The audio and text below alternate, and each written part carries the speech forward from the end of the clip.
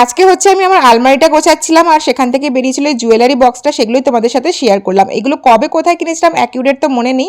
কিছু জিনিস কিনেছিলাম কলকাতাতে থাকার সময় সিটি সেন্টার থেকে, সেখান থেকে কিছু জিনিস গিফট পেয়েছি, মা দিয়েছে কিনে হয়তো।